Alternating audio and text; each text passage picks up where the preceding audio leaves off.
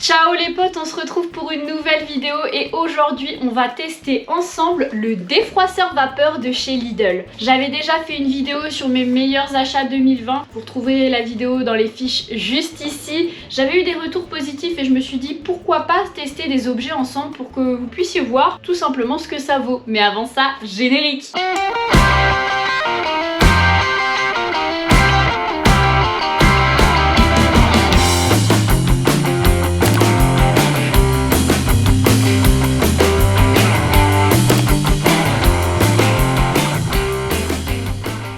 Les potes, on se retrouve ici sur mon canapé. Je sais, c'est une installation un petit peu à la mort moelle. J'ai pas énormément de place dans mon appartement et il fallait que je trouve un endroit assez sympa pour que vous puissiez voir cette robe froissée correctement. Donc actuellement je suis debout sur mon canapé. On va commencer la vidéo et voici le défroisseur. Le défroisseur vapeur, il coûte très peu cher. Ça fait un petit moment que je l'ai acheté. Je crois que c'était une vingtaine d'euros. Enfin, c'était pas très cher. Il est assez petit, donc c'est cool. Vous pouvez le mettre facilement chez vous. Il y a un petit réservoir. Le réservoir n'est pas énorme, mais c'est suffisant pour faire une pièce de temps à autre. Je sais pas si, comme moi, vous faites partie de la team qui ne repasse que quand c'est indispensable et obligatoire. Mais sinon, pour l'utilisation que j'en ai, c'est cool. C'est un gain de temps. On va pouvoir l'essayer aujourd'hui, donc il n'y a qu'un seul bouton. On clique, on attend un petit peu, ça fait légèrement du bruit et on va voir de la vapeur. Voilà. Je sais pas si vous voyez à l'écran, mais il y a de la vapeur. On va commencer par essayer de défroisser cette robe.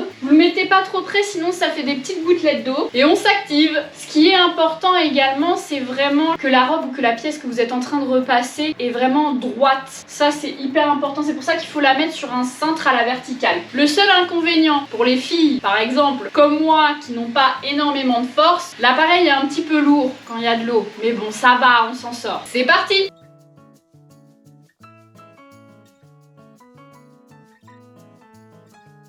Vous trouvez pas que c'est satisfaisant de voir qu'il y a de moins en moins de plis?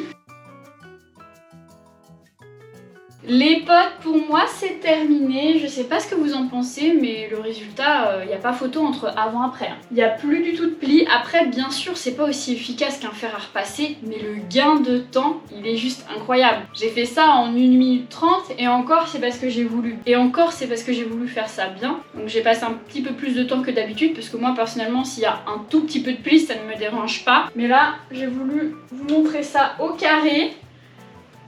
Mais c'est vraiment un gain de temps. Vous le mettez tout simplement dans un endroit accessible. Ne faites pas la même erreur que moi. À la base, j'ai une grande malle. Je l'avais mis dedans pour ranger. Je ne l'ai jamais sorti. Je l'ai ressorti il n'y a pas longtemps. Je l'ai mis dans un endroit accessible et aujourd'hui, je ne peux plus m'en passer. Je l'utilise absolument tout le temps. Moi, ce que je vous propose, c'est qu'on se retrouve pour la conclue. A tout de suite. Les potes, cette vidéo est terminée. N'hésitez pas à me dire ce que vous en avez pensé en barre de commentaires. N'oubliez pas de dire en commentaire si vous avez envie que je teste des produits en particulier.